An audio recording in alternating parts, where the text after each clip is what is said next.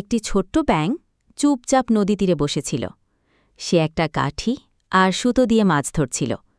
একে একে সে অনেকগুলো মাছ ধরে পাশে রাখা বালতিতে রাখছিল। সকালটা শান্ত আর সবকিছুই একদম নিখুঁত মনে হচ্ছিল।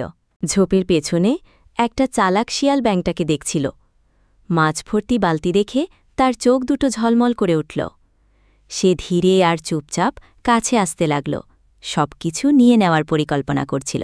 ব্যাঙটা যখন দেখছিল না, শিয়ালটা দৌড়ে এলো। সেই মাছ ভর্তি বালতিটা ধরে যত দ্রুত সম্ভব দৌড়ে পালাল। ব্যাঙটা অনেক দেরি করে বুঝতে পারল, আর চোরটাকে শুধু পালাতে দেখতেই পেল। ঠিক সামনেই জঙ্গল থেকে একটা বড় বাঘ বেরিয়ে এলো। ভয়ে শিয়ালটা থেমে গেল।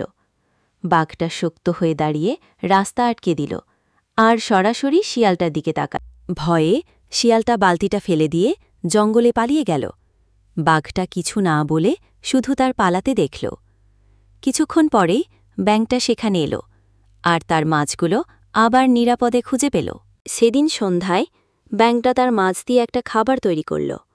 সে তার সব বন্ধুদের ডাকল। তারা একসাথে খেল, হাসল আর তারার নিচে নাচ করল। একটা সাহসী বাঘ আর একটা সুন্দর শেষের জন্য তারা কৃতজ্ঞ ছিল।